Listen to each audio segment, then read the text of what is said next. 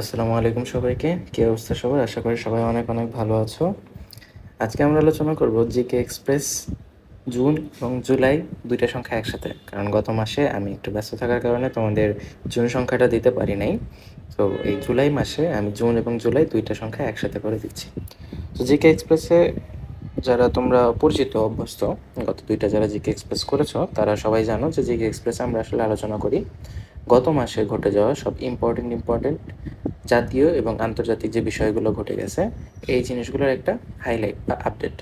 ওকে, so এই জিনিসটা আমাদের যে কোনো ধরনের কম্পিটিটিভ এক্সাম আর তোমরা যারা মেডিকেল ভর্তি পরীক্ষা দিবে আগামী বছর তোমাদের জন্য সাম্প্রতিক যে টপিকটা আছে এই জিনিসটা পুরোপুরি কভার হয়ে যাবে তোমরা যদি শুধুমাত্র এই প্রতি মাসে জিকে এক্সপ্রেস ক্লাসটা করে যাও। ঠিক আছে, সো কথা না বাড়িয়ে আজকে আমরা শুরু করি। তো আমরা প্রথমেই এখানে আলোচনা করবো হচ্ছে আন্তর্জাতিক বিষয়গুলো নিয়ে। ঠিক আছে, তো দেখো আমরা জানি কিছুদিন আগে ভারত পাকিস্তানের যুদ্ধ হচ্ছিল, তাই না, যে পেহেলগামের একটা ঘটনা নিয়ে। তো এই দুইজনের মধ্যে কিন্তু প্রায় যুদ্ধই লেগে গেছিল, কিন্তু মাঝখানে তোমার যুক্তরাষ্ট্রের যে প্রেসিডেন্ট ডোনাল্ড ট্রাম্প তিনি হস্তক্ষেপ করেন এবং তার মাধ্যমে কিন্তু তাদের মধ্যে যুদ্ধবিরতি হয়। ঠিক আছে, দেখো এই তাদের যে মধ্যস্থতা হয় এখানকার ডেটটা ইম্পর্টেন্ট, আমি তোমাদেরকে এখানে দাগাই দিব যেটা যেটা ইম্পর্টেন্ট। ঠিক আছে, সবগুলোর হেডলাইন আগে তোমার মেইন, তারপরে এর ভিতর থেকে কিছু কিছু তথ্য লাগবে। তারিখটা হচ্ছে তোমার 10 মে 2025। মধ্যস্থতাকারী দেশকে যুক্তরাষ্ট্রের প্রেসিডেন্ট ডোনাল্ড ট্রাম্প। এবং এই দেখো এই যে যুদ্ধবিরতি, তার মানে কি যুদ্ধ অবশ্যই লাগতে হবে, তো যুদ্ধের জন্য দুইটা দেশ দুইটা আসলে মিশন মানে তোমার অপারেশন চালায়। সো 7 মে তারিখে হচ্ছে অপারেশন ভারত চালায়, ভারতের নাম হচ্ছে অপারেশন সিন্দুর বা অপারেশন সিঁদুর। আর হচ্ছে তোমার 10ই মে পাকিস্তান হচ্ছে অপারেশন বুনিয়ানুন মারসুস এই জিনিসটা চালায়। ঠিক আছে, তারপরে দেখো 4 দিন ব্যাপী আসলে সংঘাতটা হয় মানে যুদ্ধটা হয় এবং 10ই মেতে এই যুদ্ধবিরতিতে সম্মত হয় দুই দেশ। ওকে, সেখান থেকে এতটুকু জানলেই চলবে। নেক্সট তথ্যটা হচ্ছে অ্যামনেস্টি ইন্টারন্যাশনাল একটা মানবাধিকার সংগঠন আছে যেটার নাম হচ্ছে অ্যামনেস্টি ইন্টারন্যাশনাল, যেটা বিভিন্ন দেশে তোমার হচ্ছে মানবাধিকার রক্ষায় কাজ করে আসতেছে। সো এই জিনিসটা রাশিয়া তাদের দেশে অ্যামনেস্টি ইন্টারন্যাশনালকে একদম অবাঞ্ছিত ঘোষণা করে দিয়েছে, তাদের দেশে কোনো ধরনের কার্যক্রম এই অ্যামনেস্টি ইন্টারন্যাশনাল চালাতে পারবে না। দেখো অ্যামনেস্টি ইন্টারন্যাশনাল সম্পর্কে একটা তথ্য হচ্ছে এটা 1961 সালে লন্ডনে প্রতিষ্ঠিত হয়, যেটা একটা মানবাধিকার সংগঠন।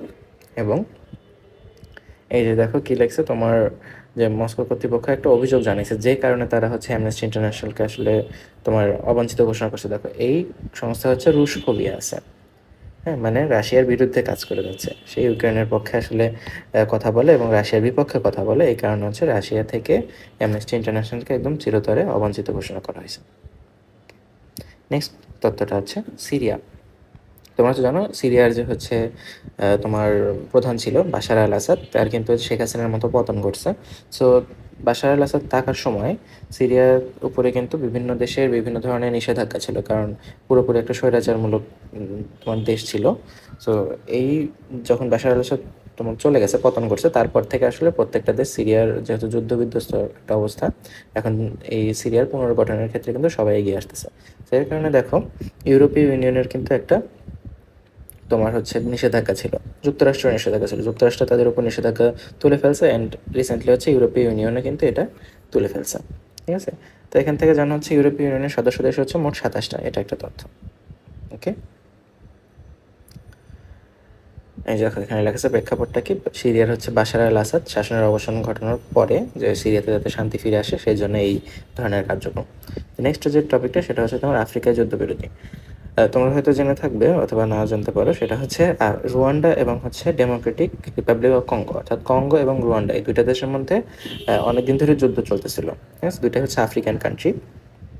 তো এদের যে যুদ্ধবিরতি হচ্ছিল এর মাঝখানে দেখো এই যে যুক্তরাষ্ট্র, তারপর হচ্ছে কাতার, আফ্রিকান ইউনিয়ন, এই সবগুলো মিলে একটা মধ্যস্থতা করে দেয় দুইটা দেশের মধ্যে যে তাদের যাতে যুদ্ধবিরতি থাকে। ঠিক আছে, তার মানে দুইটা দেশের মধ্যে আর যুদ্ধ করবে না। So, এরকম একটা চুক্তি করা হয় এবং এই জিনিসটা হয় 27 জুন তারিখে। ওকে, কার কার মধ্যে, রিপাবলিক অফ কঙ্গো এবং হচ্ছে রুয়ান্ডা। কোথায় হয় এটা, যুক্তরাষ্ট্রের ওয়াশিংটনে। ওকে,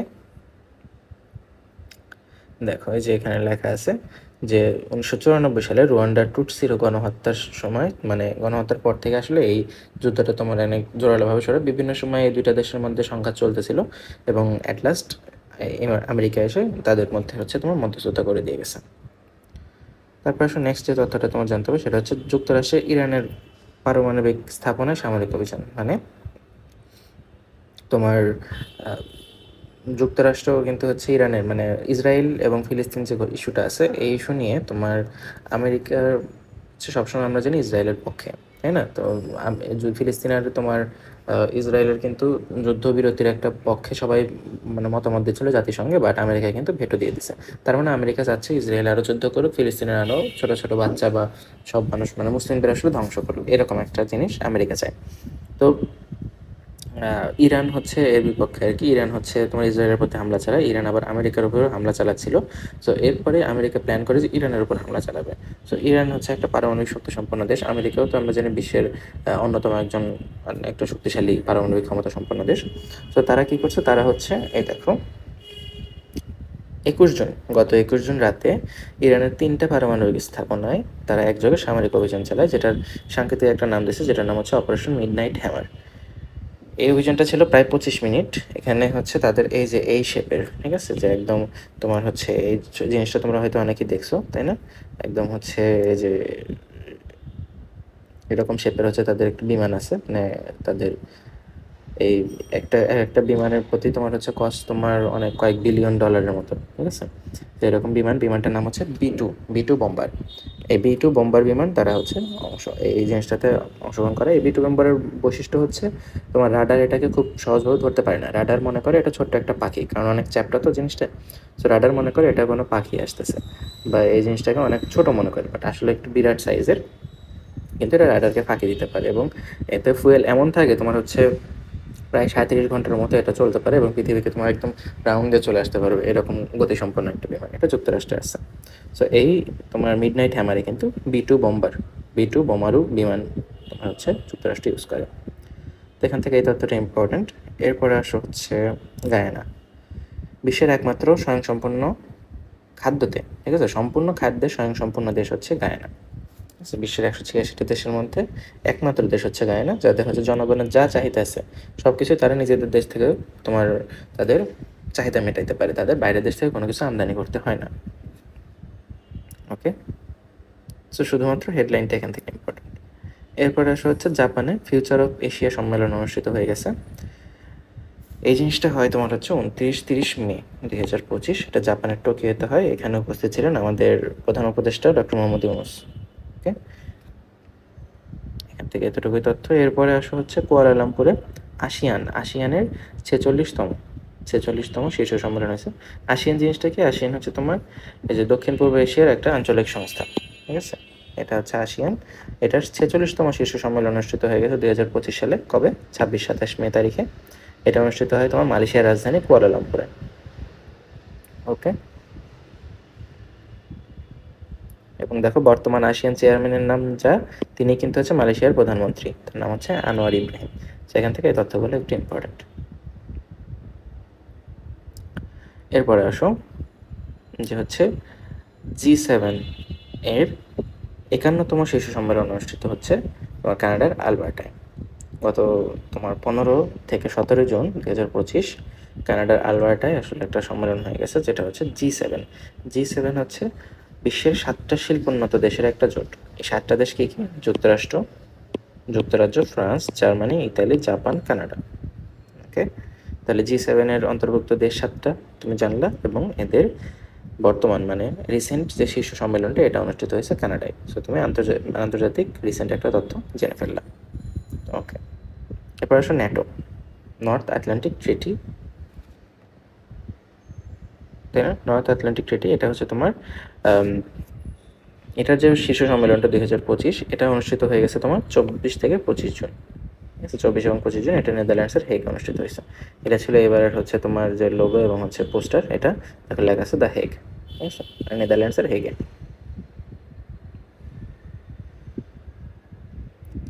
এরপরে আসা হচ্ছে ডাব্লিউএইচও ফুল ফর্ম কি? World Health Organization. বিশ্ব স্বাস্থ্য সংস্থায় প্রথমবারের মতো হচ্ছে ফিলিস্তিনের পতাকা উত্তোলন করা হয়েছে, এবং এই জিনিসটা হচ্ছে দেখো লেখছে জাতিসংঘে, এই যে বিশ্ব স্বাস্থ্য সংস্থা বার্ষিক সম্মেলনে ফিলিস্তিনের প্রথমবারের মতো নিজেদের জাতীয় পতাকা উত্তোলনের অধিকার পেয়েছে। এর আগে হচ্ছে ফিলিস্তিন কিন্তু নিজেদের পতাকা কখনো উত্তোলন করতে পারতো না, বাট এই বছর থেকে মানে ভোটাভুটি হয়ে ওদের মধ্যে মানে WHO যে সদস্য দেশগুলোর মধ্যে আছে তার ভিতরে দেখো 95টা দেশই কিন্তু ফিলিস্তিনের পক্ষে ভোট দেয়। কিছু দেশ আছে বিরোধিতা করবে সবসময়, তাদের ভিতরে ছিল জার্মানি, হাঙ্গেরি, চেক প্রজাতন্ত্র এরা, বাট যেহেতু ভোটে জয়লাভ করছে সো ফিলিস্তিন এখন থেকে তাদের জাতীয় পতাকা WHO কার্যালয়ের ওইদিকে তোমার উত্তোলন করতে পারবে। ওকে, নেক্সট আসা হচ্ছে বিশ্বের শীর্ষ ঋণদাতা দেশ। আমরা জানি আমাদের যে কোনো ধরনের প্রজেক্ট হোক সরকারি, তোমার সব কিছুতে কিন্তু একটা একটা প্রতিষ্ঠান কিন্তু ঋণ দেয়, তাই না? আমরা জানি অধিকাংশ ঋণই কিন্তু বাংলাদেশের আসে তোমার জাপান থেকে। সো এরকম জাপান বিশ্বের প্রত্যেকটা দেশকেই তোমার হচ্ছে ঋণ দিয়ে বেড়ায়। সো গত বছর পর্যন্ত বিশ্বের সবচেয়ে বড় ঋণদাতা দেশ ছিল জাপান, বাট এই বছর দেখো প্রায় 34 বছর পর জার্মানি আসলে এই স্থানটা দখল করে নিছে। এখন জার্মানি সবচেয়ে বেশি দেশকে ঋণ দিয়ে আসতেছে। ওকে, দেখো জাপান 1991 সাল থেকে প্রথম স্থান ধরে রাখছে, এখন হচ্ছে জাপান দ্বিতীয় স্থানে আছে এবং চীন আছে তৃতীয় স্থানে। সেটা হচ্ছে ঋণদাতার তালিকা। ওকে, এরপর আসলে বিশ্বের প্রথম এআই নির্ভর শহর। তো এআই কিন্তু হচ্ছে মানুষদের সব কিছুই দখল করে নিচ্ছে বলা যায়।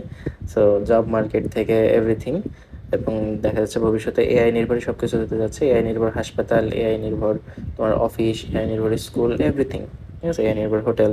সো এরকমই এআই নির্ভর একটা শহর গড়ে উঠতেছে, সেটা হচ্ছে আবুধাবিতে। আবুধাবি কোথায় আমরা তো জানি, তোমার ইউনাইটেড আরব আমিরাত, যেটারই হচ্ছে তোমার একটা অংশ হচ্ছে দুবাই, তাই না? আমরা দুবাই নামে চিনি। দেখো এআই যে শহরটা হবে, শহরের নাম হচ্ছে আয়ন সেন্টিয়া। এটা ইউনাইটেড আরব আমিরাতের রাজধানী আবুধাবিতে। ওকে, এরপর আসা হচ্ছে নিউ ইয়র্কের প্রথম সম্ভাব্য মুসলিম মেয়র। নিউ ইয়র্কে তোমার হচ্ছে নিউ ইয়র্ক সিটির মেয়র নির্বাচন হয় না, মেয়র নির্বাচনে দেখো ডেমোক্রেট প্রাইমারির সাবেক গভর্নর ছিল অ্যান্ড্রু কুমুক, তাকে পরাজিত করছে হচ্ছে তোমার এই যে অ্যাসেম্বলিম্যান, তার নাম হচ্ছে জোহরান মামদানি। এই যে সুন্দর চেহারার অধিকারী জোহরান মামদানি, তিনি কিন্তু একজন মুসলিম এবং তিনি কিন্তু এই যে মেয়র পদে জয়ী হয়েছে, ঠিক আছে। সো সবাই আশা করতেছে আর কি, মানে এখন সে হচ্ছে নিউ ইয়র্ক মেয়র পদে একদম বিজয়ী হবে এবং তিনি হবে হচ্ছে নিউ ইয়র্কের প্রথম মুসলিম মেয়র। ওকে, এরপর যেটা আসে সেটা হচ্ছে তোমার জার্মানির নতুন চ্যান্সেলর। আমরা জানি জার্মানিকে যিনি শাসন করে তাকে আসলে চ্যান্সেলর বলা হয়, ঠিক আছে। সো 2025 সালের 6 মে, 6 মেতে জার্মানির পার্লামেন্টে আসলে ভোট হয়, ভোটাভুটি হয় এবং তোমার হচ্ছে দেখো দ্বিতীয় দফার ভোটে, প্রথম দফা ভোটে কিন্তু সংখ্যাগরিষ্ঠ হয়নি, দ্বিতীয় দফা ভোটে তিনি আসলে সংখ্যাগরিষ্ঠ হয়েছে, যার নাম হচ্ছে ফ্রেডরিক মোর্স। ঠিক আছে, মোর্স লেখা আছে, বা তুমি হচ্ছে ইংরেজিতে কি মোর্স বলা হয়, ঠিক আছে, MORT, মোর্স। এরপর আসা হচ্ছে দেখো পার্লামেন্টে জয়ের জন্য ভোট দরকার ছিল হচ্ছে তোমার 316টা, তিনি আসলে প্রথমবারে ভোট পাইছিলেন 310টা। পরে দ্বিতীয়বার ভোটাভুটি হয়েছে, তিনি সংখ্যাগরিষ্ঠ, বাট মানে যে পর্যাপ্ত যেটা পাওয়া দরকার সেটা কিন্তু তিনি পান নাই, সেই কারণে আবার ভোট হয়েছে এবং তিনি আসলে নির্বাচিত হয়েছে। ওকে, এই যে ছবিতে যাকে দেখতে পাচ্ছ তার নাম হচ্ছে ফ্রেডরিক মোর্স। তারপর একটা তথ্য, কয়েকদিন আগে যারা তোমরা ফেসবুকে আসো বা অনেকেই নাই, ধরে নিলাম কেউই নাই, তো কিছুদিন আগে গাজা অভিমুখে, ফিলিস্তিনের গাজা অভিমুখে আসলে জাহাজে করে ত্রাণ নিয়ে যাওয়া হচ্ছিল। তো জানোই তোমরা যে আন্তর্জাতিক পরিস্থিতি বিবেচনায় আসলে অনেকেই চেষ্টা করছে বিভিন্নভাবে ত্রাণ পৌঁছায় দিতে, বাট ওরকমভাবে কভারেজ পায়নি। বাট এই যে গাজা অভিমুখে একটা জাহাজ যেটার নাম হচ্ছে ম্যাডলিন, এখানে আসলে 12 জন মানবাধিকার কর্মী ছিল, যারা প্রত্যেকে নিজেদের স্থান থেকে আসলে বিখ্যাত। তো এই কারণে তাদের একটা পর্যাপ্ত পরিমাণ মিডিয়া কভারেজ দেওয়া হয় এবং যেই কারণে তারা খুব ভালো মতো আসলে তোমার ত্রাণ পৌঁছে দেওয়ার কাজটা করতে পারছে। সো এদের ভিতরে ছিল হচ্ছে একজনের নাম তোমরা সবাই দেখছো, তার নাম হচ্ছে গ্রেটা থুনবার্গ। ওকে, দেখো এখানে আরও অনেকে ছিল, তাদের মধ্যে বিখ্যাত হচ্ছে তোমার রিমা হাসান, যিনি হচ্ছেন একজন ফিলিস্তিনি বংশোদ্ভূত ফরাসি নাগরিক অর্থাৎ ফ্রান্সের নাগরিক এবং ইউরোপীয় পার্লামেন্ট সদস্য। আরও ছিল জার্মানির ইয়াসমিন আচার, ফ্রান্সের ব্যাপক পরিচিত দুজন আন্দ্রে এবং ওমর ফায়েদ, তারপর ব্রাজিলের থিয়াগো আভিলা, ফ্রান্সের পাস্কাল মোরিয়াসাস, তারপর হচ্ছে রিভাভিয়া, এরকম অনেকে বিখ্যাত বিখ্যাত লোকরা ছিল এবং যেই কারণে অনেক পর্যাপ্ত পরিমাণে তোমার মিডিয়া কভারেজ পায় এবং তারা কিন্তু খুব ভালোভাবে তোমার গাজাতে তোমার যে ত্রাণ কার্য আছে এটা ভালোভাবে পরিচালনা করতে পারছে। ছবিতে যাকে দেখতে পাচ্ছ তিনি হচ্ছেন গ্রেটা থুনবার্গ। এবার আসো শ্রীলঙ্কায় পর্যটন খাতের উন্নয়নের জন্য ল্যান্ড ব্যাংক চালু, ঠিক আছে। এই দেখো রাষ্ট্রীয় মালিকানাধীন কিছু জমি থাকে, তাই না? তো এই রাষ্ট্রীয় মালিকানাধীন জমিতে বিনিয়োগকারীদের জন্য আসলে একটা সিস্টেম করছে যে তোমরা এটা রাষ্ট্রীয় মালিকানায় থাকবে, বাট তোমরা বিনিয়োগ করে তোমরা এখান থেকে লাভ পাবা।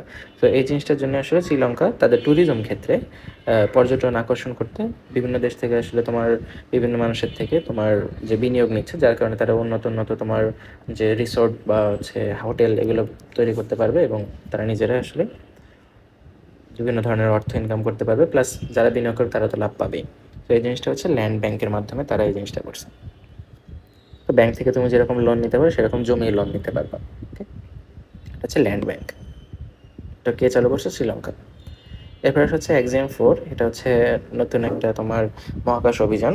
দেখো বাণিজ্যিক মহাকাশ অভিযানের নতুন অধ্যায়, কারণ কি এখানে হচ্ছে এই অভিযানে এক্সাম 4-এ একজন ভারতীয় পাইলট আছে। আইএসএস মানে হচ্ছে ইন্টারন্যাশনাল স্পেস স্টেশন। এখানে প্রথমবারের মতো একজন ভারতীয় পাইলট, ঠিক আছে, তিনি আসলে এই ফ্লাইটটার নেতৃত্ব দিবেন। তার নাম হচ্ছে শুভাংশু শুক্লা। ছবিতে যাকে দেখতে পাচ্ছ তিনি হচ্ছে শুভাংশু শুক্লা। এই দেখো এখানে 4টা দেশের 4জন আছে। শুক্লা, তারপর হচ্ছে কাপু, তারপরে যে একজনের নাম মোসাদ বোঝা যাচ্ছে না, একজন হচ্ছে তোমার হুইটসন। ওকে, এরপরে আসলে দেখো এভারেস্ট। আমরা আমাদের কাছে বরাবরই হচ্ছে এভারেস্ট একটা তোমার আবেগের জায়গা, কারণ রিসেন্টলি একজন হচ্ছে বাংলাদেশি তোমার এভারেস্ট জয় করছে, তাই না? তার নাম আমরা সবাই জানি, বাবর আলী। বাবর আলীর পরেও কিন্তু এই বছর আরেকজন তোমার হচ্ছে এভারেস্ট জয় করছে। তো তার আগে আমরা জানি এভারেস্ট ম্যান। এই দেখো যেই ব্যক্তি ছবিতে যাকে দেখতে পাচ্ছ তিনি হচ্ছে এভারেস্টে এক ব্যক্তি, তিনি এভারেস্টে 31 বার উঠছেন। তার রেকর্ড ছিল হচ্ছে তোমার গতবারই যে 30 বার তিনি চূড়ায় উঠেছেন, বাট তিনি এবছর তার নিজের রেকর্ডই ভেঙে দিছে 31 বার। ঠিক আছে, তার নাম হচ্ছে তোমার কামিরিতা শেরপা। শেরপা কাদের বলা হয়? যারা আসলে তোমার গাইড, ট্যুরিস্ট গাইড আছে না যেরকম। সো এভারেস্টে উঠলে তো তোমাকে ট্রেকিং পথটা চিনতে হবে, যারা আসলে চিনে দেয় তারাই হচ্ছে শেরপা। তো তিনি হচ্ছেন শেরপা এবং তিনি 31 বারের মতো মাউন্ট এভারেস্ট জয় করে ফেলছেন। দেখো এই যে এখানে লেখা আছে দ্বিতীয় সর্বোচ্চ এভারেস্ট বিজয়ের নাম হচ্ছে পাসাং দেওয়া। তিনি আসলে 29 বার উঠছেন। এখন এরা প্রত্যেকে হচ্ছিল শেরপা, তার মানে হচ্ছে তারা প্রফেশনাল এবং তারা হচ্ছে মানুষদেরকে গাইড করে নিয়ে যায় ওই রাস্তাতে। তো তারা উঠতে পারবেই, বাট শেরপা নয় এমন ব্যক্তিদের মধ্যে সবচেয়ে বেশিবার হচ্ছে একজন এবারে জয় করছে, তার নাম হচ্ছে কেন্টন কুল। তিনি 19 বার করছেন। এরপর আসো বাংলাদেশ সম্পর্কে। তো বাংলাদেশে এখন পর্যন্ত 7জন পর্বতারোহী পাওয়া গেছে যারা হচ্ছে মাউন্ট এভারেস্ট জয় করছেন। সর্বপ্রথম যিনি, তার নাম হচ্ছে মুসা ইব্রাহিম, তিনি 2010 সালে মাউন্ট এভারেস্ট জয় করেন। এরপরে এম মুহিত, তিনি পরপর 2 বার বাংলাদেশের একমাত্র ব্যক্তি যিনি 2 বার এভারেস্ট জয় করছেন। এরপরে হচ্ছে নিশাত মজুমদার, বাংলাদেশের প্রথম নারী যিনি এভারেস্ট জয়ী। এরপরে ওয়াসফিয়া নাজরিন, তিনি হচ্ছে বাংলাদেশের দ্বিতীয় নারী এভারেস্ট জয়ী। তারপরে আসা হচ্ছে মোহাম্মদ খালেদ হোসেন, যাকে খালেদ সজল নামে অনেকে চেনে। তিনি আসলে এভারেস্ট জয় করেন, বাট এভারেস্ট জয় করার পরে তিনি আসলে ফেরার পথে তিনি আসলে মৃত্যুবরণ করেন। ঠিক আছে, তারপরে আসা হচ্ছে বাবর আলী। বাবর আলী হচ্ছে একই অভিযানে এভারেস্ট এবং লোৎসে 2টা শৃঙ্গ জয় করেন এবং তিনি রিসেন্টলি হচ্ছে অন্নপূর্ণা যে শৃঙ্গটা আছে, যেটা হচ্ছে তোমার বলা হয় যে সবচেয়ে ঝুঁকিপূর্ণ, ঠিক আছে, সবচেয়ে ঝুঁকিপূর্ণ যে তোমার ট্রেকিং পথ, এরকম একটা পর্বত, এটাও কিন্তু তিনি জয় করছেন। এরপরে সর্বশেষ যিনি, তিনি হচ্ছেন ইকরামুল হাসান শাকিল, যিনি 25 সালে মানে এই 25 সালে রিসেন্টলি অর্থাৎ 19 মে, গত 19 মে তারিখে তিনি এভারেস্ট জয় করছেন। তিনি আরেকটি স্পেশাল কাজ করেন, যেটা হচ্ছে তিনি প্রায় 1,500 কিলোমিটার মতো মানে 1374 কিলোমিটার হেঁটে সি টু সামিট নামে একটা অভিযান চালু করেন। তিনি হচ্ছে কক্সবাজার ইরানি সমুদ্র সৈকত থেকে, তিনি কক্সবাজারেরই মানুষ, তো ইরানি সমুদ্র সৈকত থেকে 84 দিনে তিনি কিন্তু হেঁটে হেঁটে একদম তোমার নেপাল পর্যন্ত পৌঁছে এভারেস্টের বেস ক্যাম্পে পৌঁছায় এবং তিনি ওখান থেকে এভারেস্টও জয় করেন। ওকে, এবার হচ্ছে আমরা বাংলাদেশ বিষয়াবলিতে ঢুকবো। দেখো জাতীয় প্রাথমিক শিক্ষা সপ্তাহ, প্রাথমিক শিক্ষা সপ্তাহ 2025 এটা অনুষ্ঠিত হয়ে গেছে 10 মে 2025 থেকে। এটার প্রতিপাদ্য বিষয় ছিল হচ্ছে মানসম্মত শিক্ষা নিশ্চিত করে বৈষম্যমুক্ত বাংলাদেশ করি। এখন সব কিছুতেই তোমার বৈষম্যমুক্ত এই কথাটা চলে আসবে, তাই না? এরপর দেখো যে এখানে লেখা আছে প্রাথমিক শিক্ষা পদক 2024, এটা দেওয়া শুরু হয় তোমার 1985 সাল থেকে। এই বছর আসলে যে পদক পুরস্কার দেওয়া হয়েছে 150টা, বিভিন্ন ক্যাটাগরিতে আসলে শিক্ষক, শিক্ষার্থী, প্রতিষ্ঠান এরকমভাবে তোমার পদক দেওয়া হয়েছে। ওকে, এরপর আসলে দেশের প্রথম জলাভূমি নির্ভর প্রাণী অভয়ারণ্য। দেশের প্রথম জলাভূমি নির্ভর। এতদিন পর্যন্ত তোমার বিভিন্ন প্রাণী অভয়ারণ্য ছিল, তোমার শুধুমাত্র জল ছিল, প্লাস হচ্ছে শুধুমাত্র ভূমি ছিল, এরকম ছিল, বাট জলাভূমি নির্ভর কিন্তু এই প্রথম। এটা কবে দেওয়া হয়? 7ই মে 2025। এটা কোথায় কোথায় দেখো, মানে যে স্থানগুলোকে ঘোষণা করা হয়েছে, একটা হচ্ছে তোমার বিলজোয়ানা তানোর রাজশাহী, একটা হচ্ছে বিলভালা গোদাগাড়ি রাজশাহী, দুইটা তোমার জলাভূমি এরিয়া, মানে তোমার হচ্ছে জল আছে প্লাস ভূমি, দুইটা এরিয়া। এই ছবিতে দেখতে পাচ্ছ এরকম, এই জায়গাগুলোকে তোমার অভয়ারণ্য হিসেবে ঘোষণা করা হয়েছে। মানে এই জায়গাতে কেউ আসলে তোমার যে ধরনের প্রাণী, বিলুপ্ত প্রায় প্রাণী আছে বা পাখি এরকম, তাদেরকে আসলে কেউ শিকার করতে পারবে না। এটা হচ্ছে তোমার অভয়ারণ্য, তাদের জন্য অভয়, তাদের জন্য অভয় দিচ্ছি আমরা, এটাই হচ্ছে অভয়ারণ্য। এরপর রাজস্ব নীতি, রাজস্ব ব্যবস্থাপনা অধ্যাদেশ। তো এই জিনিসটা সম্পর্কে কিন্তু আমি একটা পোস্ট তোমাদের ইতিমধ্যে দিয়ে দিছি। সো বাংলাদেশের যে বাজেটটা পাশ করা হয়েছে এবং হচ্ছে এই বাজেটটা রিলেটেড যা যা আছে সব কিছু কিন্তু আমি এখানেও খুব বেশি উল্লেখ করি নাই। তো বাজেটটা তোমরা পোস্টটা থেকে দেখে নেওয়া, ফেসবুক পোস্ট দেওয়া আছে। দেখো রাজস্ব নতুন অধ্যাদেশ হয়, এটা জারি করা হয় তোমার 12ই মে 2025 সালে। এটার উদ্দেশ্য হচ্ছে কর ব্যবস্থা সংস্কার করে তোমার আরও স্বচ্ছ দক্ষ কার্যকর রাজস্ব কাঠামো গঠন করবে। দেখো এনবিআর ছিল আসলে পুরোটা মেইন, ঠিক আছে, জাতীয় রাজস্ব বিভাগ বা রাজস্ব বোর্ড। এই জিনিসটা কিন্তু বর্তমানে বিলুপ্ত করা হয়েছে, দুইটা নতুন বিভাগ চালু করা হয়েছে, একটা হচ্ছে জাতীয় রাজস্ব নীতি বিভাগ, একটা হচ্ছে রাজস্ব ব্যবস্থাপনা বিভাগ। দেখো রাজস্ব নীতি বিভাগে থাকবে হচ্ছে তোমার আইআরই, অভ্যন্তরীণ সম্পদ বিভাগের লোকবল যারা ছিল তারা। আর এই যে রাজস্ব ব্যবস্থাপনা বিভাগ, যারা আসলে তোমার এই যে আয়কর, ভ্যাট, কাস্টমস এগুলো সব কিছু তদারকি করবে। তো বিলুপ্ত যে এনবিআর এর যারা কর্মী ছিল তারা এই বিভাগে স্থানান্তরিত হয়েছে এবং অ্যাডমিন ক্যাডার, কাস্টমস ক্যাডার, আয়কর ক্যাডার সবাই আসলে এখানে কাজ করবে নতুনভাবে। এবারে দেখো যে অধ্যাদেশ হয়েছে অতিরিক্ত যে জিনিসটা, দেখো পূর্বে যে সাইবার নিরাপত্তা আইন ছিল এবং এই যে এনবিআর আইন, এটা রহিত করা হয়েছে, বাট পুরাতন আইনের 9টা ধারা এখন পর্যন্ত চালু আছে। 9টা ধারা কি কি? 17, 18, 19, 20, তারপর 22, 23 এবং 30, 32, 35। ওকে, এরপর আসা হচ্ছে সাইবার সুরক্ষা নিশ্চিত করতে নতুন আইন জারি করা হয়েছে, যেটা হচ্ছে সাইবার সুরক্ষা আইন, তাই না? এই যে আমরা একটু আগে দেখলাম পূর্বের যে সাইবার নিরাপত্তা আইন এবং এনবিআর আইন আগেরটা ছিল রহিত করছে, তাহলে সাইবার যে নতুন আইনটা দিচ্ছে, এই যে পুরোনো 9টা ধারা একটু আগে যেটা বললাম, এই 9টা ধারা কিন্তু এখনো বলবৎ আছে। ওকে, এর ভিতরে দেখো যে ধারা 20 সম্পর্কে এখানে একটু লেখা আছে। ধারা 20-এর উদ্দেশ্য কি দেখো, জুয়া খেলার পোর্টাল বা অ্যাপস এগুলোর সাথে যুক্ত থাকা, এটা হচ্ছে একটা অপরাধ, ঠিক আছে? আমরা বিভিন্ন সময় তোমার অ্যাড দেখতে পাই না, অনেকে কিন্তু জুয়ার প্রমোট করে, তাই না? এই জিনিসটা কিন্তু এখন সাইবার ক্রাইম। এবার দেখো জাতীয় মুক্তিযোদ্ধা কাউন্সিল সংশোধন অধ্যাদেশ 2025। দেখো যে বীর মুক্তিযোদ্ধাদের আসলে নতুন সংজ্ঞা নির্ধারণ করে দেওয়া হয়েছে। এই জিনিসটা করা হয় তোমার হচ্ছে 3 জুন 2025। এবং এখান থেকে দেখো লেখা আছে নতুন সংজ্ঞা অনুযায়ী যারা 71 সালের 26শে মার্চ থেকে 16 ডিসেম্বর পর্যন্ত দেশের ভিতরে যারা যুদ্ধের প্রস্তুতি প্রশিক্ষণ নিয়েছেন এবং ভারতে প্রশিক্ষণ ক্যাম্পে অংশগ্রহণ করেছেন তাদের আসলে বীর মুক্তিযোদ্ধা হিসেবে গণ্য করা হবে। এটা হচ্ছে তোমার নতুন সংজ্ঞা। এরপরে আসা হচ্ছে এই যে তথ্য একটা, দেশের 13টা এলাকা পরিবেশগত সংকটাপন্ন আসলে ঘোষণা করা হয়েছে, যেটাকে তোমার ইংরেজিতে বলা হয় ইসিএ, ইকোলজিক্যালি ক্রিটিক্যাল এরিয়া।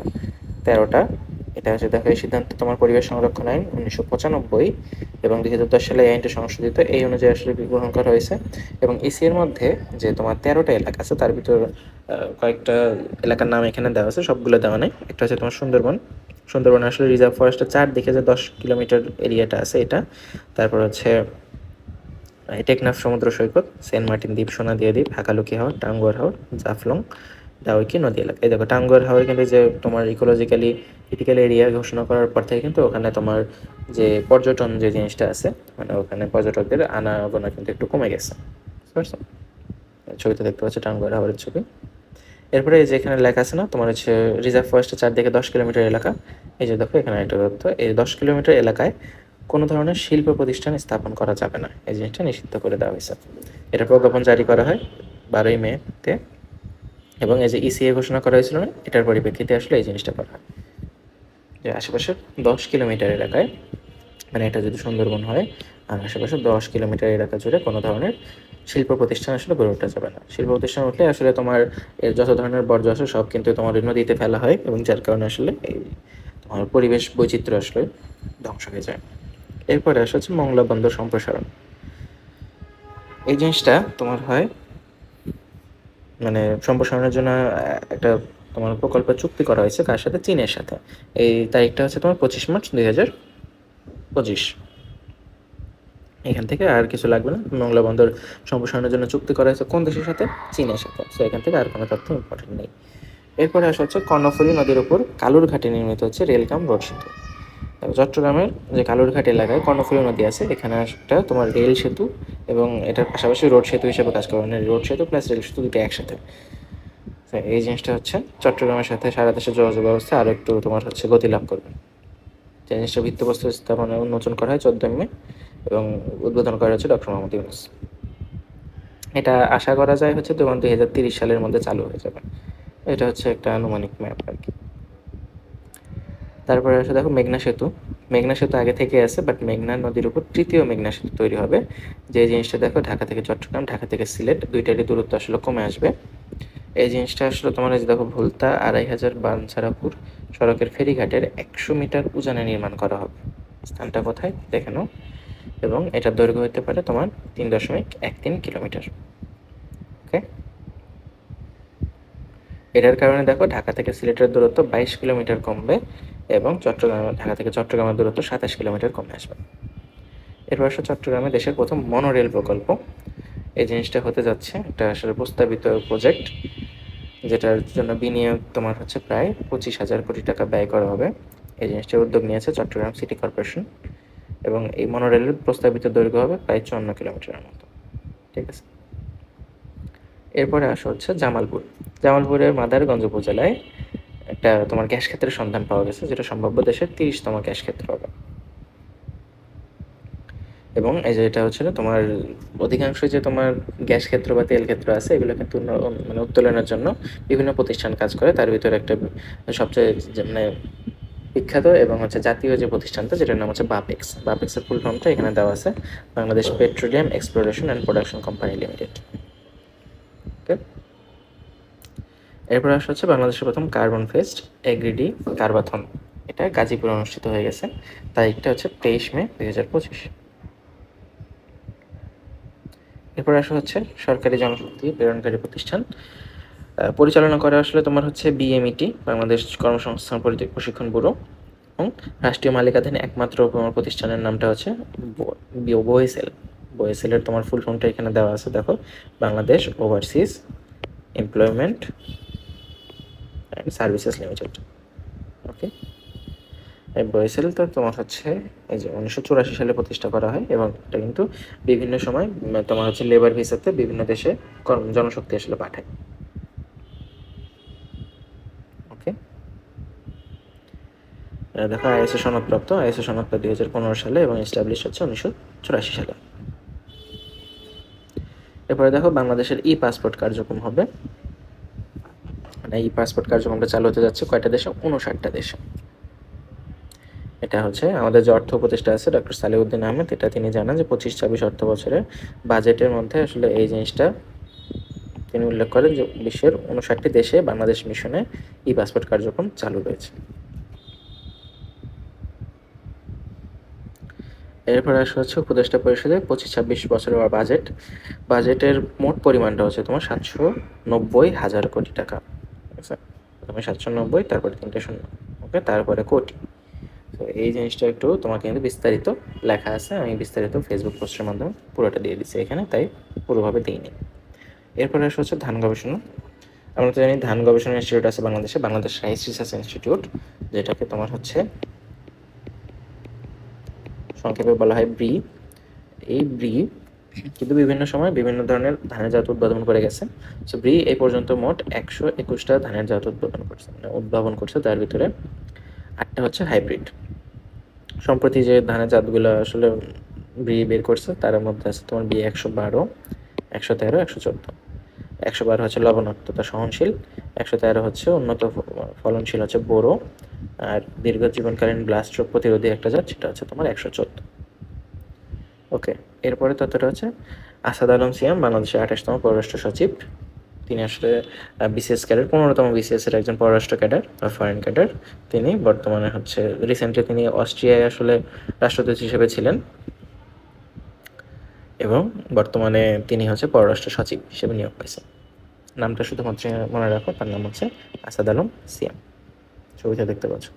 এরপর আসলে BRTA, Bangladesh road transport authority. বিআরটির নতুন চেয়ারম্যান হয়েছেন হচ্ছে আবু মমতাজ সাদউদ্দিন আহমেদ।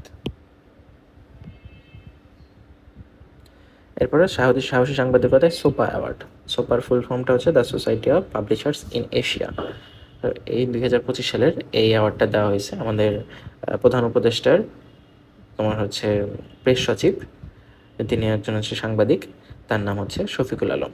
প্রধান উপদেষ্টার প্রেস সচিব শফিকুল আলম, তিনি এই বছরে সোপা অ্যাওয়ার্ড পেয়েছেন। কারণ কি, তিনি আসলে যে জুলাই অভ্যুত্থানের বিভিন্ন ধরনের ঘটনা এবং আদার্স যে ডকুমেন্টগুলো আছে এগুলো নিয়ে আসলে তিনি সাহসিকতার সাথে এই তোমার তথ্যগুলো অনুসন্ধান করছেন এবং এই জিনিসটা ইন্টারন্যাশনাল মিডিয়াতে তিনি জানাইছেন, এই কারণে তাকে সোপা অ্যাওয়ার্ড দেওয়া হয়েছে। এরপরে বাংলাদেশে আনুষ্ঠানিকভাবে গুগল পে সেবা চালু হয়েছে। এই জিনিসটা চালু হয়েছে তোমার 24 জুন 2025 তারিখে। এই জিনিসটাতে উদ্বোধন করছে হচ্ছে তোমার বাংলাদেশ ব্যাংকের governor doctor Ahsan H Mansur. এই জিনিসটা শুধুমাত্র সিটি ব্যাংক আসলে প্রথমে চালু করছে, পরে আস্তে আস্তে সব ব্যাংকই তোমার এই জিনিসটাতে আসবে আশা করা যায়। তো এই জিনিসটার মাধ্যমে আমাদের ডিজিটাল যে লেনদেন এটা আরও অগ্রসর হবে আশা করা যাচ্ছে। এরপরে আসা হচ্ছে ঢাকায় ধুলো ঠেকাতে তোমার জিরো সয়েল কর্মসূচি। এই জিনিসটা আসলে তোমার পূর্বাচলের দিকে এই জিনিসটা চালু করা হয়। তো এই শুধুমাত্র মনে রাখো যে জিরো সয়েল নামে একটা কর্মসূচি, যেটা হচ্ছে বায়ু দূষণ এবং ধুলা কমাইতে হবে এবং হচ্ছে বিভিন্ন ধরনের গাছ লাগাবে, এই একটা প্রকল্প। এরপর আছে বাংলাদেশ ও ভুটানের মানে জন্য বিশ্ব ব্যাংকের নতুন পরিচালক। বিশ্ব ব্যাংক বিভিন্ন জোনের জন্য আসলে একজন পরিচালক নিয়োগ করে। সো বাংলাদেশ এবং ভুটানের জন্য বিশ্ব ব্যাংকের জন্য ডিভিশন ডিরেক্টর হিসেবে নিযুক্ত করে দেওয়া হয়েছে একজনকে, যার নাম হচ্ছে জা পেম। তিনি এই যে 1 জুলাই থেকে এই দায়িত্ব গ্রহণ করছেন এবং এখন থেকে যে তোমার বিশ্ব ব্যাংকের এই বাংলাদেশ এবং ভুটানের জন্য ডিভিশন ডিরেক্টর হচ্ছে জা পেম, ছবিতে দেখতে পাচ্ছ। এরপরে ঢাকায় জাতিসংঘ মানবাধিকার কার্যালয় তোমার হচ্ছে দেখো জাতিসংঘের যে মানবাধিকার বিষয়ক হাই কমিশন আছে, যেটা নাম হচ্ছে OHCHR। এই জিনিসটা ঢাকাতে আসলে তোমার একটা কার্যালয় স্থাপন হতে যাচ্ছে। এটার জন্য দেখো 29 জুন তারিখে প্রধানমন্ত্রীর কার্যালয়ে উপদেষ্টা পরিষদে একটা খসড়া সমঝোতা স্মারক অনুমোদিত হয়েছে এবং এর মাধ্যমে আশা করা যাচ্ছে বাংলাদেশেও মানবাধিকার রিলেটেড অনেক ধরনের কাজ আগামীতে হবে। এরপরে বাংলা একাডেমি থেকে প্রতি বছর আসলে পুরস্কার দেওয়া হয়, রবীন্দ্র পুরস্কার, তারপর বাংলা একাডেমি পুরস্কার, নজরুল পুরস্কার ইত্যাদি। সো এই বছর রবীন্দ্র পুরস্কার দেওয়া হয়েছে দুইজনকে, যাদের ভিতর মানে এই পুরস্কারটা দেওয়া হয়েছে রবীন্দ্রনাথের আসলে জন্মবার্ষিকী উপলক্ষে 25শে বৈশাখ অর্থাৎ 8ই মে দেওয়া হয়েছে দুইজনকে। একজন হচ্ছে অসীম দত্ত এবং একজন হচ্ছে AMM মহিউজ্জামান চৌধুরী ময়না। এই ছবিতে যাকে বাম পাশে দেখতে পাচ্ছ তিনি হচ্ছে তোমার অসীম দত্ত এবং বাম পাশে যিনি তার নাম হচ্ছে মহিউজ্জামান ময়না। এবার দেখো যে নজরুল পুরস্কারটাও তোমার হচ্ছে নজরুলের যে জন্মদিন আছে ওই দিনে দেওয়া হয়েছে মে মাসেই। তো নজরুল পুরস্কারটা পাইছে দুইজন, একজন হচ্ছে অধ্যাপক আনোয়ারুল হক, একজন নজরুল গবেষক, এবং একজন নজরুল গীতি যিনি গায় তার নাম হচ্ছে শবনম মুস্তারি। দুইজনকে নজরুল পুরস্কার দেওয়া হয়েছে।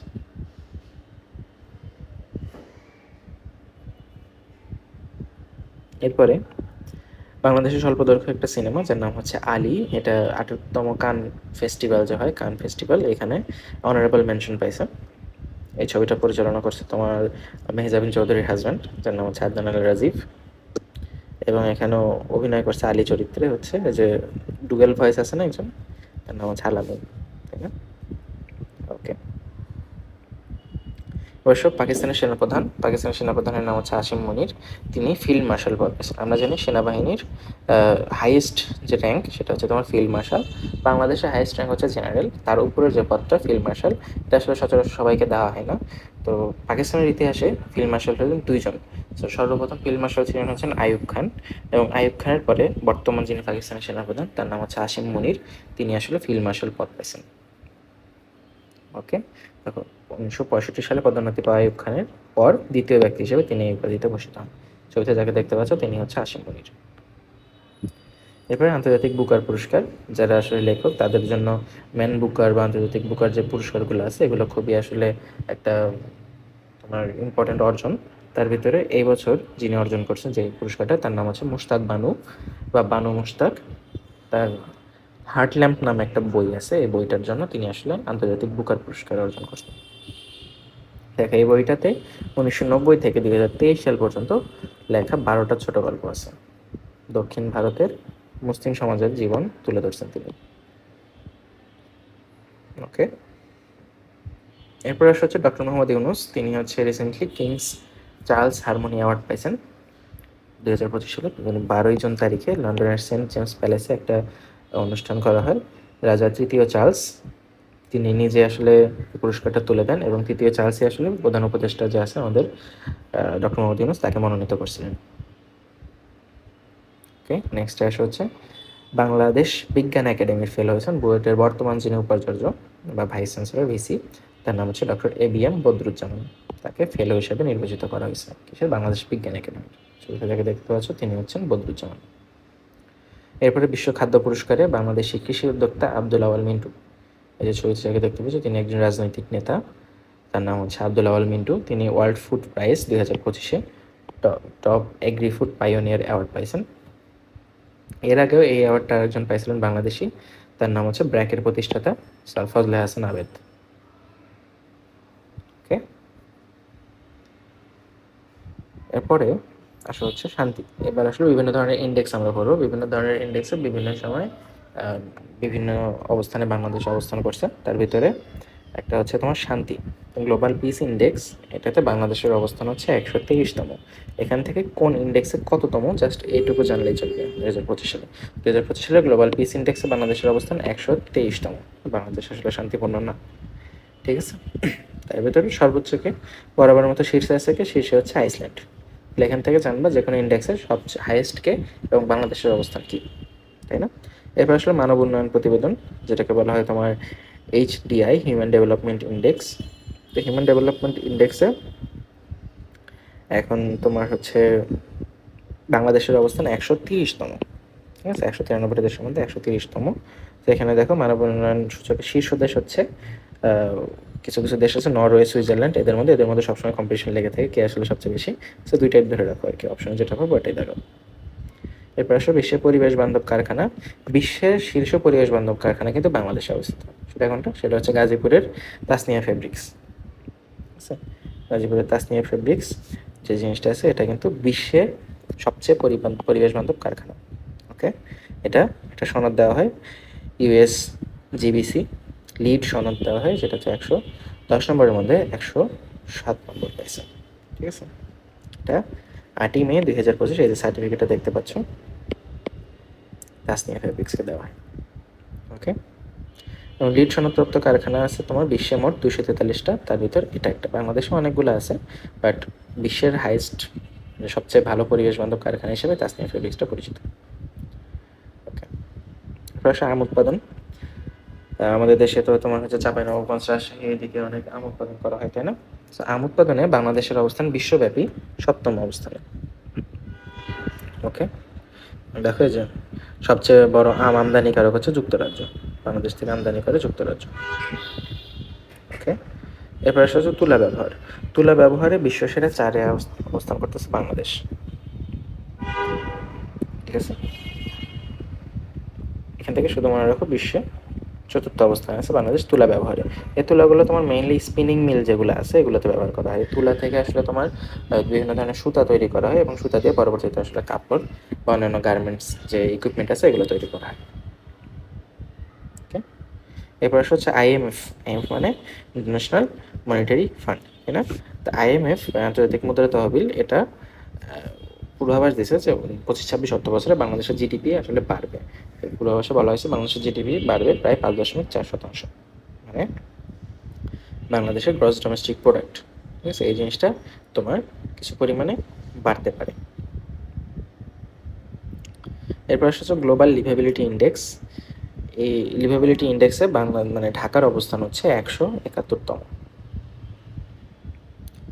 ঢাকার পরেই দেখো আছে লিবিয়ার রাজধানী ত্রিপলি, সিরিয়ার রাজধানী দামেস্ক, এগুলো। ওকে, এবং এই যে সবচেয়ে বাসযোগ্য শহর সেরা কোনটা? সেরা অবশ্যই হচ্ছে ডেনমার্কের রাজধানী কোপেনহেগেন।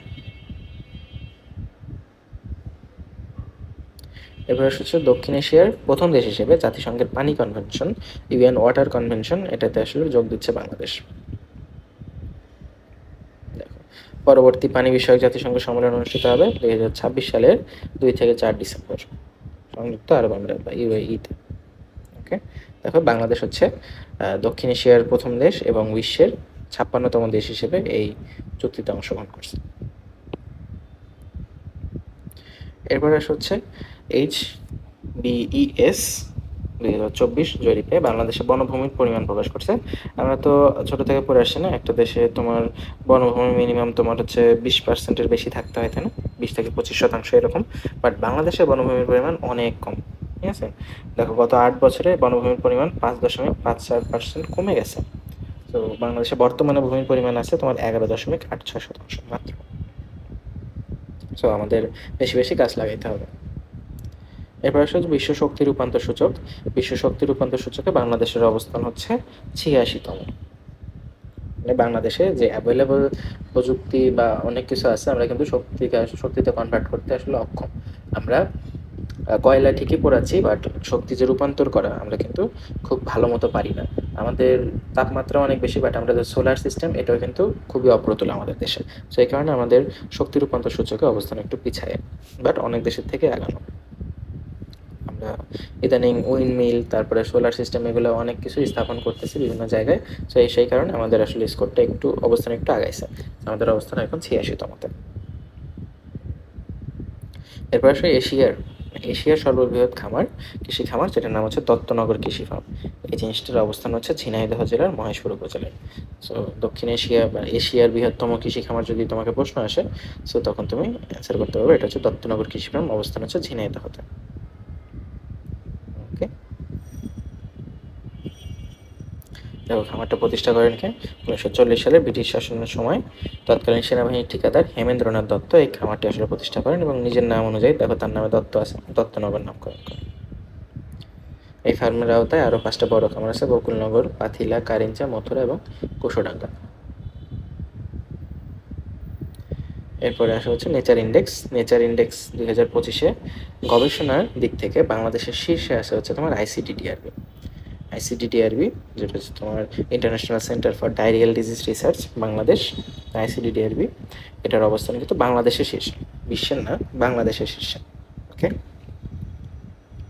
তো দেখো এই যে এখানে দেওয়া আছে বাংলাদেশে আর কোন কোন জায়গা থেকে তোমার রিসার্চ বা বিভিন্ন ধরনের গবেষণা হয়। তো গবেষণার দিক থেকে বাংলাদেশের 1 নম্বর প্রতিষ্ঠানে আছে তোমার আইসিডিডিআরবি, সেকেন্ডে রাজশাহী ইউনিভার্সিটি, তারপরে বুয়েট, তারপর ডিইউ, এমআইএসটি, বেগম রোকেয়া, দেখো এগুলো আছে। ওকে, তো শীর্ষ অবস্থানে আছে হচ্ছে তোমার আইসিডিডিআরবি। আর শিক্ষা প্রতিষ্ঠান যদি ধরা হয়, একাডেমিক প্রতিষ্ঠান, তার ভিতরে হচ্ছে তোমার রাজশাহী ইউনিভার্সিটি। ওকে, এরপর আসা হচ্ছে টাইম ম্যাগাজিন হচ্ছে প্রতি বছরই বিভিন্ন ধরনের তোমার প্রভাবশালীদের তালিকা প্রকাশ করে। সো হেলথ রিলেটেড, মানে হেলথ সেক্টরে প্রভাবশালীদের তালিকা প্রকাশ করছে। তো 2025 সালে যে হেলথ রিলেটেড যে প্রভাবশালীদের তালিকা প্রকাশ করেছে, এখানে বাংলাদেশ থেকে একজন সম্মানপ্রাপ্ত হয়েছে, তার নাম হচ্ছে ডাক্তার তাহমিদ আহমেদ। তিনি আসলে আইসিডিডিআরবি যে আছে, আইসিডিডিআরবি নির্বাহী পরিচালক। আইসিডিডিআরবির ফুল ফর্মটা খুবই ইম্পর্টেন্ট, যেহেতু তোমরা মেডিকেল পরীক্ষার্থী। ওকে, আইসিডিডিআরবি সম্পর্কে কিছু তথ্য আছে এখানে। আইসিডিডিআরবি প্রতিষ্ঠা হয় তোমার 1960 সালে। এর অবস্থান হচ্ছে ঢাকা, বাংলাদেশে। সেটা হচ্ছে কলেরিয়া, ডায়রিয়া, এগুলোর জন্য যে তোমার স্যালাইন বা আদার্স, এই জিনিসগুলো কিন্তু আইসিডিডিআরবি থেকে প্রোভাইড করা হয় এবং ওখানে কিন্তু তোমার গবেষণার মাধ্যমে উদ্ভব করা হয়েছে। দেখো, এরপরে আসা হচ্ছে ওয়ার্ল্ড প্রেস ফ্রিডম ইন্ডেক্স। বাংলাদেশে আসলে প্রেস ফ্রিডম কতটুকু ছিল এর আগে তোমরা সবাই জানো। সো এই বছরে আসলে প্রেস ফ্রিডম ইন্ডেক্স একটু হলেও বাংলাদেশের অবস্থান একটু আগে আসছে। তো এ দেখো কত বছর আগের বছরই তোমার প্রেস ফ্রিডম ছিল হচ্ছে 165তম। মানে বাংলাদেশের যে বিভিন্ন পত্রিকা আছে, পত্রিকার ফ্রিডম কতটুকু, তারা নিজেরা সঠিক তথ্য প্রকাশ করতে পারবে কতটুকু, এটার একটা তোমার যে ইন্ডেক্স, এটা সূচকে বাংলাদেশের অবস্থান ছিল 165তম, বাট এই বছরে কিছুটা এগিয়ে আসছে। বর্তমানে বাংলাদেশের অবস্থান হচ্ছে 149তম। বুঝতে পারছো? ওকে,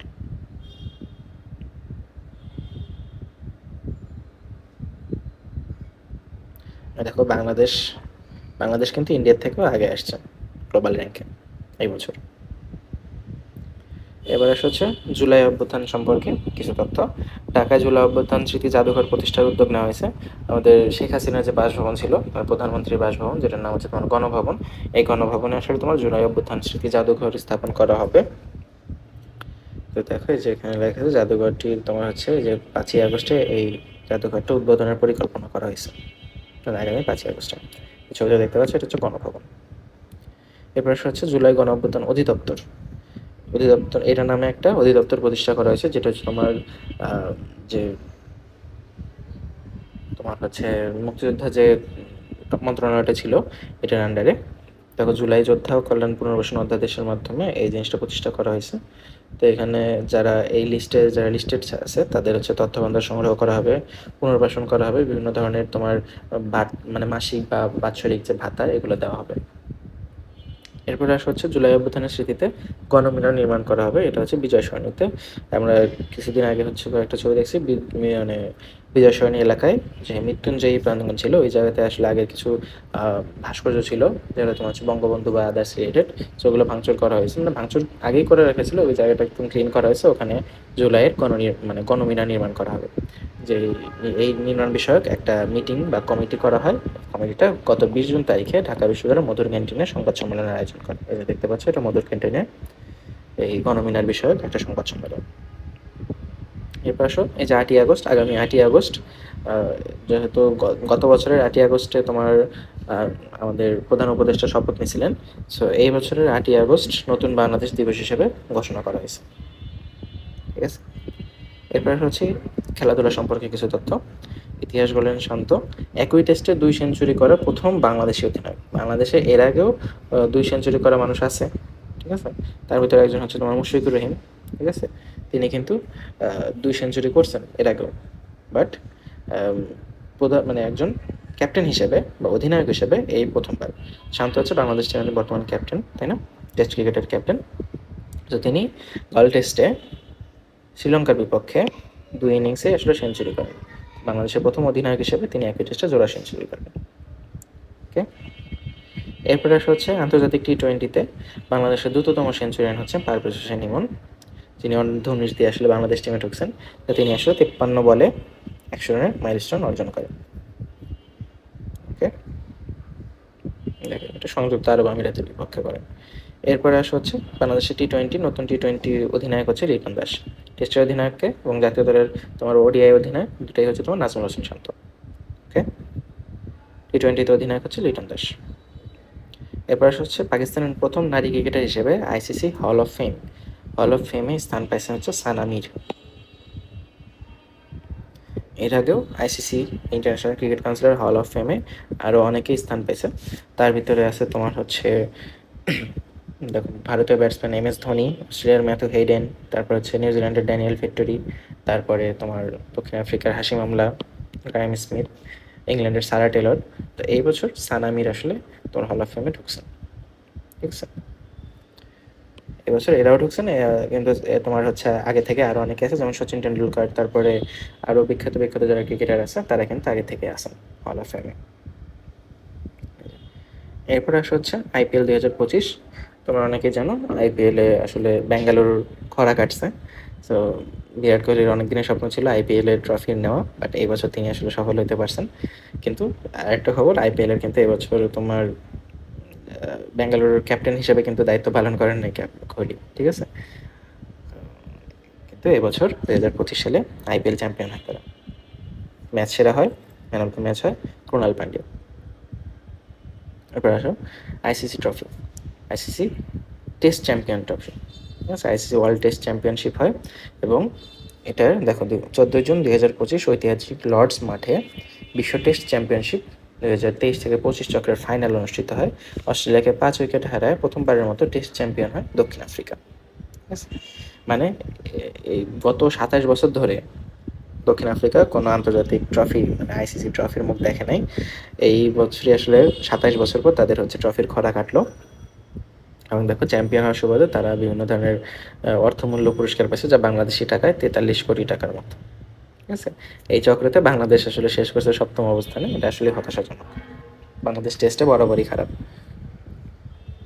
এরপরে আসা হচ্ছে PSG ফুটবল সম্পর্কে। ফুটবলে দেখো পিএসজি ইউএফএ চ্যাম্পিয়নশিপ অর্জন করছে এই বছর। 2025 সালের UEFA চ্যাম্পিয়ন্স লিগ ফাইনালে 5-0 গোলে ইন্টার মিলানকে হারায়, ঠিক আছে। পিএসজির ফুল ফর্ম হচ্ছে প্যারিস সেন্ট জার্মেন এবং ইটালিয়ান জায়ান্ট হচ্ছে ইন্টার মিলান। 5-0 গোলে হারায় তারা এই UEFA চ্যাম্পিয়ন্স লিগ উইনার হয়েছে এই বছর। ওকে, এরপর আসুন নারী ফুটবল বিশ্বকাপ 2027 সালে যেটা অনুষ্ঠিত হবে, এটা নারী ফুটবল বিশ্বকাপের 10ম আসর। এটা অনুষ্ঠিত হতে যাচ্ছে ব্রাজিলে। ঠিক আছে, তো এটা হচ্ছে দক্ষিণ আমেরিকার প্রথম প্রতিযোগিতার প্রথম আয়োজন। এটা অনুষ্ঠিত হবে তোমার 24 জুন থেকে 25 জুলাই 2027 সালে। মোট দল খেলবে তোমার 32টা। এরপর আসা হচ্ছে Asian cup archery. Asian cup আর্চারিতে সোনা জিতছে হচ্ছে বাংলাদেশের আব্দুর রহমান আলিফ। দীর্ঘ 6 বছর পর বাংলাদেশ ক্রীড়াঙ্গনে এশিয়ান কাপ আর্চারিতে সোনা পাইছে। তো এর আগেও কয়েকজন পাইছিল, বাট অনেক বছর পর একজন, তার নাম হচ্ছে আব্দুর রহমান আলিফ। 19 বছর বয়সে তিনি একজন আর্চার, অর্থাৎ তীর ধনুক যে আছে সেটা। ওকে, এরপরে হচ্ছে আফগানিস্তানে দাবা খেলা নিষিদ্ধ করা হয়েছে। দাবা খেলার কোডটাকে তোমার হচ্ছে অনেক সময় শয়তানের যে সিম্বল এটা হিসেবে আখ্যায়িত করা হয়। দাবা খেলার যে কোড আছে, একদিকে তোমার লাল, তারপরে হচ্ছে কালো, তাই না? এরকম না? তো দাবা খেলার যে কোডটা, তো এই কোডটা হচ্ছে তোমার অনেক সময় বলা হয় যে শয়তানের যে পূজারী যারা আছে তারা আসলে তাদের চার্চে হচ্ছে এই ধরনের ম্যাট ইউজ করে। তো এই কারণে তোমার আফগানিস্তান এই জুয়া খেলার মাধ্যম হিসেবে উল্লেখ করে দাবা খেলাকে নিষিদ্ধ করে দিচ্ছে তাদের দেশে। এরপরে দেখো বাংলাদেশ সম্পর্কে আরো কিছু তথ্য। বাংলাদেশে বর্তমানে 170টা নিবন্ধিত চা বাগান আছে। ঠিক আছে, এইখান থেকে ফার্স্ট এই তথ্যটা মনে রাখো। বাংলাদেশে চা বোর্ড এগুলোর হিসাব রাখে। তো এই চা বোর্ড প্রতিষ্ঠিত হয়েছে তোমার 1977 সালে, এবং বর্তমানে নিবন্ধিত এই চা বোর্ডের আন্ডারে নিবন্ধিত চা বাগান আছে 170টা। আরও তা আছে, বাট নিবন্ধিত হচ্ছে 170টা। ওকে,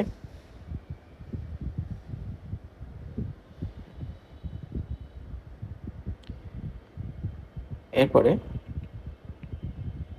আসলে হচ্ছে ইউরোপীয় ইউনিয়নে পোশাক রপ্তানি। বাংলাদেশে বিভিন্ন দেশে কিন্তু রপ্তানি আমদানি বিভিন্ন ধরনের জিনিসপত্র করে থাকে, এক্সপোর্ট ইম্পোর্ট। সো ইউরোপীয় ইউনিয়নে পোশাক রপ্তানিতে সবচেয়ে ভালো অবস্থান, মানে সবচেয়ে বেশি পোশাক রপ্তানি করে হচ্ছে চীন, তারপর পরই হচ্ছিল বাংলাদেশের অবস্থান। সো ইউরোপীয় ইউনিয়নের বাজারে তৈরি পোশাক রপ্তানিতে বাংলাদেশের অবস্থান হচ্ছে দ্বিতীয়। ফার্স্ট হচ্ছে চীন। এরপর হচ্ছে বাংলাদেশের তৈরি পোশাক রপ্তানির দ্বিতীয় শীর্ষ বাজার।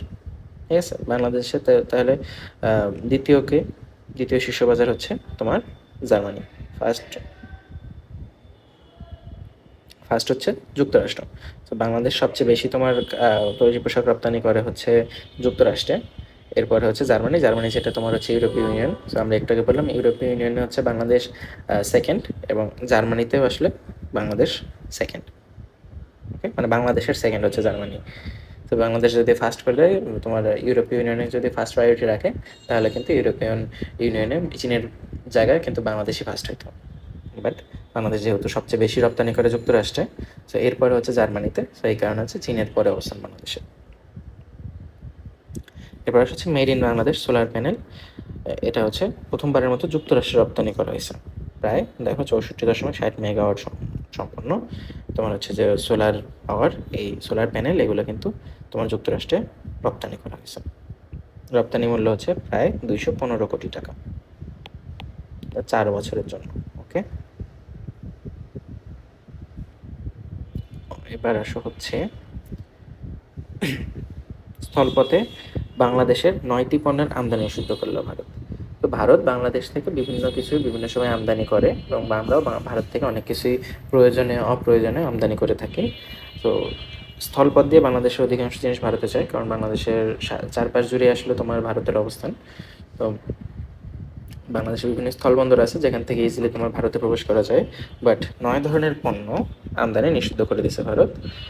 তার ভিতরে কিছু জিনিস আছে, যেমন কাঁচা পাট, তারপরে প্রক্রিয়াজাতকরণ পাট পণ্য, এই জিনিসগুলো। তো এই জিনিসগুলো তারা এখন হচ্ছে স্থলপথে নিবে না, তারা হচ্ছে বিভিন্নভাবে সমুদ্রপথে বা অন্যান্য তোমার বিমানবন্দর হয়ে এই জিনিসগুলো পাঠানো যাবে। বাট স্থলপথে এই জিনিসটা নিষিদ্ধ করে দিছে, কারণ কি এগুলোর ভিতরে তোমার বিভিন্ন ধরনের অনেক কিছু চোরাচালানমূলক কার্যক্রম হয়। সো এই কারণে এই জিনিসটা করা। এরপর হচ্ছে ভারতের অবস্থান বাংলাদেশের রপ্তানি শীর্ষ দেশসমূহের তালিকায় 9ম। তো বাংলাদেশ থেকে বিভিন্ন জিনিস কিন্তু বিভিন্ন দেশে রপ্তানি করা হয়। তো বাংলাদেশের যে রপ্তানি বিভিন্ন দেশে করা হয়, যেমন আমরা একটু আগে দেখলাম যে জার্মানি বা ইউরোপিয়ান ইউনিয়নে তোমার পোশাক রপ্তানি করা হচ্ছে, যুক্তরাষ্ট্রে করা হচ্ছে। তো ভারতে কিন্তু বাংলাদেশের একটা রপ্তানি বাজারের একটা আহ, একটা প্রধান উৎস, তাই না? তো বাংলাদেশ কিন্তু ওখান থেকেও বিভিন্ন ধরনের অর্থ ইনকাম করে। ভারত থেকে আমরা বিভিন্ন সময় বিভিন্ন কিছু আমদানি করি। সো বাংলাদেশ ভারতে যে বিভিন্ন কিছু তোমার রপ্তানি করে, তাতে কিন্তু ভারতের তালিকা, মানে ভারতে কিন্তু এই তালিকাতে আছে।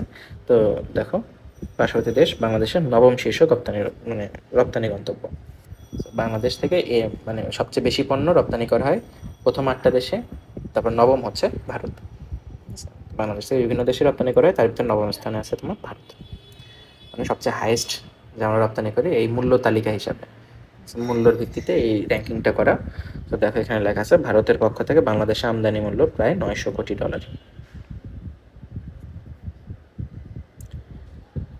এরপর আসা হচ্ছে নারী স্বাস্থ্য সুপারিশ করা হয়, তোমার হচ্ছে সুপারিশ করে একটা জিনিস, নারী স্বাস্থ্য জাতীয় নারী স্বাস্থ্য ইনস্টিটিউট নামে একটা প্রতিষ্ঠান গঠন করা হবে। যে জিনিসটা হচ্ছে স্বাস্থ্য খাত সংস্কার কমিশন, যে জিনিসটা আছে না তোমার হচ্ছে নারী স্বাস্থ্য সংস্কার কমিশন বা হচ্ছে নারী সংস্কার কমিশন নামে একটা কমিশন গঠন করা হয়েছিল, যারা আসলে এই জিনিসটা সুপারিশ করছে যে না স্বাস্থ্য খাত সংস্কার কমিশন করা, মানে এটা স্বাস্থ্য সাত মানে সংস্কার কমিশন দিয়েছে, এখানে ছবিটা অবশ্য ভুল আছে, এটা নারী তোমার সংস্কার কমিশন। নারীদের জন্য জাতীয় নারী স্বাস্থ্য ইনস্টিটিউট নামে একটা প্রতিষ্ঠান প্রতিষ্ঠা করার সুপারিশ করা হয়েছে, যে জিনিসটা করা হচ্ছে স্বাস্থ্য খাত সংস্কার কমিশন, ঠিক আছে? এবং স্বাস্থ্য খাত সংস্কার কমিশনের তোমার যিনি প্রধান তার নাম হচ্ছে ডাক্তার A.K. আজাদ খান, এবং 12 সদস্যের একজন ছিলেন। তার ভিতরে একজন ছিলেন হচ্ছে আমাদের ঢাকা মেডিকেলেরই বড় ভাই ওমায়ের রাফি ভাই, তিনি কিন্তু এই স্বাস্থ্য সংস্কার কমিশনের একজন সদস্য। ছবিটা ভুল আছে, আমি এটা কারেক্ট করে দিই, ঠিক আছে? ওকে। এরপরে দেখো দেশের প্রথম রোবোটিক রিহ্যাবিলিটেশন সেন্টার এটা চালু হয়ে গেছে। এটা কোথায়? BMU, মানে বাংলাদেশ মেডিকেল বিশ্ববিদ্যালয়, মেডিকেল ইউনিভার্সিটি, যেটার আগের নাম ছিল তোমার হচ্ছে PG হাসপাতাল বা BSMMU, রিসেন্ট নাম যেটা বাংলাদেশ শেখ মুজিব মেডিকেল বিশ্ববিদ্যালয় ছিল, নামটা চেঞ্জ করে বাংলাদেশ মেডিকেল বিশ্ববিদ্যালয় করা হয়েছে।